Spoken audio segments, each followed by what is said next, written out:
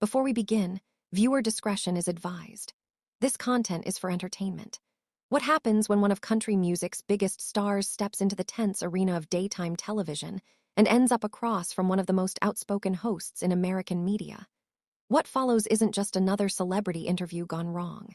It's a lesson in standing firm. A clash of worldviews that moved from polite conversation to one of the most heated moments in live TV. This is the story of the day Blake Shelton appeared on The View and delivered a verbal blow that left Behar silent, the studio unsettled, and millions of viewers divided in a long brewing cultural debate. Before you see what unfolded, understand this. What you're about to read isn't basic celebrity chatter. It was a moment where the Polish dropped away, where Hollywood's smoothness gave way to blunt honesty, and a country boy from Oklahoma made it clear exactly who he was and who he wasn't. Morning started like any typical episode of The View. Studio lights lit up the set. Audience members found their seats with anticipation, and the crew moved through their usual routines. Blake Shelton was scheduled as the featured guest there to promote his latest album and upcoming tour. It should have been simple. Light questions, friendly laughs, maybe a mention of The Voice. Standard morning show fare for one of country music's most recognizable names. Blake walked in with his usual confident stride. That easy Oklahoma charm in full effect. He tipped his cowboy hat to the cheering crowd, flashed his trademark smile, and settled comfortably into the guest chair like someone who had done this countless times. The audience responded warmly, the applause sincere, the excitement clear. Blake Shelton, the voice coach, chart-topping artist, beloved entertainer. What could go wrong? The other hosts greeted him kindly. Whoopi Goldberg gave her professional welcome. Sarah Haynes beamed, clearly happy to have him there. Even Sunny host seemed genuinely pleased. Everything unfolded exactly as Blake's team expected, friendly, easygoing, a smooth promotional appearance. But Behar sat unusually quiet, a knowing smile at the corners of her mouth. Anyone familiar with The View knew that look. It was the expression of someone preparing her angle, timing her approach. Those who understood Joy's rhythm could sense what was coming, even if Blake didn't. The conversation started peacefully. Questions about the new album, comments about The Voice, light talk about life in Nashville. Blake answered with practiced ease, his draw adding charm to every reply. The audience laughed. The co-host nodded. Everything ran smoothly. For a moment, it really did feel like another typical celebrity interview. Then Joy spoke. Well, she said, her voice cutting through the warmth like a blade. Look who decided to join us. She leaned forward, her smile sharp. Blake Shelton, the voice of rural America. Or maybe just a certain part of it. Blake kept smiling, but his eyes shifted slightly. A small tightening, a quick adjustment. Good morning to you too, Joy, he replied, still friendly but guarded. Always a pleasure to be here with you, wonderful ladies. Oh, drop the charm, Blake. Joy shot back, waving him off. She leaned forward, her posture changing completely. No longer casual, now fully locked in. Let's discuss your recent comments about small-town values. You seem to think living in a small town automatically makes someone more moral or more patriotic than the rest of us city folks. The other hosts exchanged uncertain glances. The once bubbly audience fell quiet. Whoopi tried to shift the conversation, but Joy wasn't stopping. I never said that, Joy, Blake replied, his accent deepening instinctively. What I said was small towns teach certain values. Community, helping your neighbors, working for what you have. I never claimed anyone was better. Oh, please, Joy said, dismissing him again. That's exactly what you implied. You country stars love to act like you're the real Americans and the rest of us are what? Fake. We're just as American as you. Blake's jaw tightened slightly. His hands pressed a bit more firmly on the armrests, but he stayed composed. Joy, you're putting words in my mouth. I respect everyone, whether they're from New York City or a town of 3,000. Do you, though? Joy pushed, her voice rising. Because your music, your whole image is built on the idea that real America is out there in the heartland. And places like New York, places where I grew up, don't count. The tension thickened. The audience was silent. Camera operators exchanged glances. Producers silently signaled from the control room, unsure whether to cut away or let the moment unfold. Sarah tried to steer the conversation back to Blake's music, but Joy kept going. You know what bothers me most about this small-town superiority complex? Joy continued, now fully focused on Blake like a guided missile. It's that you get to sit there and judge the rest of us while earning millions singing about pickup trucks and dirt roads. Joy said, You've been living in Hollywood and Nashville for decades. Blake, when was the last time you actually lived in one of those small towns you're always singing about? Blake's relaxed posture shifted, his shoulders squared, his back straightened. For the first time since the interview began, he looked genuinely irritated. No longer just defending himself, but personally offended. The easygoing exterior was slipping, and something firmer, sharper was starting to surface. Joy, Blake said, his voice steady but edged with steel. I may live in Nashville now, but I haven't forgotten where I'm from. I grew up in Ada, Oklahoma. Population 12,000. My dad worked construction. My mom ran a beauty shop. I know what it's like to live in a place where everyone knows everyone else. And now you're worth hundreds of millions, Joy shot back without hesitation, her voice rising. You've got homes in multiple states, private planes, all of it. Don't you think it's a little disingenuous to keep playing the common man role? Blake's signature smile, usually an effortless, disarming grin, finally broke completely. You know what, Joy? His tone had shifted entirely. The promotional politeness was gone. What remained was raw and unfiltered. Success doesn't erase someone's roots. I'm fortunate, no question. But that doesn't change who I am or where I come from, and I'm proud of that. Proud enough to exploit it for profit, Joy countered, leaning back with a satisfied expression, clearly pleased with the reaction she'd triggered. Your whole brand relies on this image of simple country folks versus sophisticated city people. It's divisive, Blake, and honestly, it's getting old. The tension in the studio was thick now, almost electric. Everyone felt it. The moment where there was no going back. Whoopi tried again, voice warning. Maybe we should talk about the tour, but Blake was finished with being polite. Exploit it, he repeated, his voice rising for the first time. Real anger showing through. Joy, I write and sing about my life, my experiences, the people who shaped me. That's not exploitation, that's authenticity. And if you can't see the difference, that says more about you than me.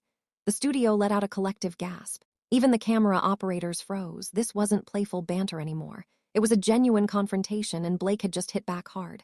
Joy's eyes blazed, her face re-end. She gripped the desk. Authentic. She practically spat. You're as authentic as a $3 bill. You're a manufactured product, just like every other country star Nashville turns out. Another loud gasp from the audience. Even the co-hosts shifted uncomfortably, exchanging uneasy glances. The conversation had blown past daytime TV boundaries. Blake rose slowly to his feet. Whether intentional or instinctive, it had the same impact. At his height, he towered over the panel, suddenly more commanding, more imposing than anyone expected. The shift in power was instant. You know what, Joy? He said, voice controlled but lined with cold fury. I've sat here and taken your shots because I respect this show and most of the people on it, but I'm not going to sit here and let you question my character or my integrity. Oh, did I hit a nerve? Joy mocked, standing as well, unwilling to cede ground. Her tone dripped with sarcasm. The truth stings, doesn't it, Blake? The truth?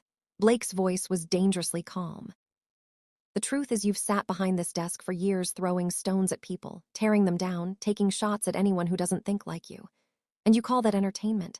Joy flushed deeper. I call it honesty. She fired back, maybe something you should try. Blake shook his head, disappointed. Honesty would be admitting you judged me before I even walked out here. You don't want a conversation, Joy. You want a fight. Maybe I do, she said defiantly, chin up. Maybe it's time someone called you out. The room was electric. Every eye was locked on them. The producers had stopped trying to intervene. This was TV chaos, volatile and impossible to look away from. Blake looked at her with a mix of anger and disappointment, his voice dropping to a cold whisper that carried more force than yelling. You want to call me out? Fine, let's do this the right way. He paused, letting the tension thicken. You sit here day after day criticizing people you've never met, places you've never been, experiences you've never lived. You talk about small towns like they're a joke, like the people in them are beneath you. Joy leaned back with crossed arms, defensive but still combative. I never said they were beneath me. I said your portrayal of them is fake. My portrayal, Blake's voice rose, losing its careful restraint. I didn't learn about it from a book or a TV show. Joy, I lived it. I lived in a place where if your neighbor's barn burned down, 20 families showed up the next day to rebuild. Where if someone got sick, the whole town came together. That's not fake, that's real. Oh, spare me the Norman Rockwell fantasy. Joy snapped. Small towns have their problems too. Poverty, addiction, close-mindedness. But you never sing about that, do you? You only sing about the nice parts. Blake's hands tightened into fists at his sides, his knuckles turning white. "You think I don't know about the hard parts?" he said. "My hometown has dealt with factory shutdowns, young people moving away because there aren't enough opportunities. I've watched families lose everything. But you know what? Those same people who are struggling still take care of each other. They still have dignity. They still have heart. And they still vote for politicians who keep them struggling." Joyce snapped back, her voice climbing to match his. "But I guess that's not something you want to talk about, is it?" The other hosts were signaling desperately for a commercial break, hands waving, fingers dragging across their throats. But the argument had already broken loose. It was running on its own momentum now. "There it is," Blake said quietly, the softness making it all the more dangerous. "There's the real issue. This was never about my music. It was never about authenticity. This is about politics. This is about the fact that you can't stand that millions of Americans don't think like you, don't vote like you, don't share your idea of what this country should be. Those millions of Americans are being manipulated." Joy fired back, her voice sharp and accusing. "By you, by the media, by politicians who tell them what they want to hear instead of what they need to hear." Blake stepped closer toward the desk, his voice rising with real conviction. "And who decides that, Joy? Who decides what people need to hear? You, the media, politicians, or maybe, just maybe, people are smart enough to decide for themselves." Joy slammed her hand on the table, the crack echoing through the room like a gunshot. "Not when they're being misled by celebrity millionaires pretending to be just like them." Blake went still, staring at her for a long, heavy moment. The room felt like it stopped breathing. Then slowly he reached up and removed his cowboy hat, an act loaded with meaning that everyone understood. "You know what, Joy?" His voice was unnervingly calm, the calm in the center of a storm. "You're right about one thing, I'm a millionaire. I do live a different life now than I did growing up." He set the hat on the table gently, deliberately. "But there's one thing you're completely wrong about." His eyes locked onto hers, sharp and unwavering. "I've never pretended to be anything other than who I am. I've never hidden my success. I've never lied about where I came from. I've never claimed to be something I'm not." He paused, letting the silence sharpen the moment. "Can you say the same?" Joy's face went pale, the color draining as if he'd physically struck her. "What's that supposed to mean?" she asked, her voice suddenly smaller, unsteady.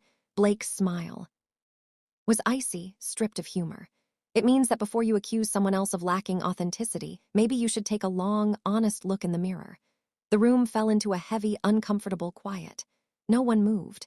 Even the camera operators froze, unsure whether to keep filming or avert their eyes. Joy's expression flickered from shock to confusion to anger and finally pure fury. "How dare you?" she whispered, trembling. "How dare you come on my show and attack me?" Blake lifted his hat and placed it back on his head, slow and deliberate, every movement laden with meaning. "Joy, this is The View, not the Joy Behar show, and I'm not attacking you. I'm responding to the attacks you aimed at me. You think you're so clever, don't you?" Joy shot back, her voice rising again, losing any mask of control. "Coming in here with your folksy charm and your little cowboy act. Let me tell you something, cowboy. I've been in this business longer than you've been wearing that ridiculous hat." Blake raised an eyebrow, a flicker of genuine amusement crossing his face. "This business." He said, "You mean entertainment?" "Because last I checked, we're both entertainers, Joy. The only difference is I don't pretend my entertainment is more important than anyone else's. My entertainment," Joy straightened, her voice hitting a harsh peak. "I inform people, Blake. I educate people. I help them understand the world. What do? You help them escape reality. And what's wrong with that?" Blake asked, calm again. So calm it cut deeper than shouting ever could. "What's wrong with giving people a moment of happiness, letting them forget their problems for a little while?" Joy laughed, a bitter, unpleasant sound. "Because while they're escaping their problems, those problems are getting worse. While they're clinging to your songs about simpler times, the world is leaving them behind." Blake shook his head, disappointment etched across his face. "Joy, you talk about educating people, but all I've seen today is you trying to tear me down.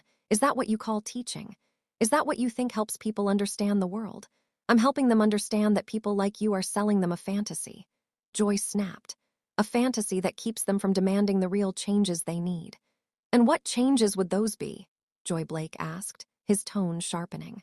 "What exactly do you think I'm stopping them from demanding?" Joy gestured wildly, her frustration spilling over. "Better jobs, better health care, better education. Instead of fighting for any of that, they're sitting in your make-believe world where everything is simple and sweet and perfect. Blake studied her for a long moment, his gaze slicing through her defenses.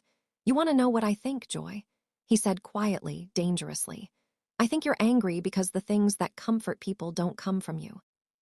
I think you're angry because even with all your lecturing, people still choose simple songs about simple joys." Joy flushed bright red, her hands trembling. That's not what this is, isn't it?" Blake pressed, stepping closer, his presence overwhelming. "You can't stand that people find joy in things you don't understand, things you don't control. You can't stand," Blake said, "that someone like me, someone you've decided is beneath you intellectually, can connect with people in ways you never could." "You don't connect with people," Joy practically screamed back. "You manipulate them. You sell them this fantasy about how wonderful things used to be so they won't see how bad things are now." Blake let out a harsh, bitter laugh, nothing like his usual warm chuckle.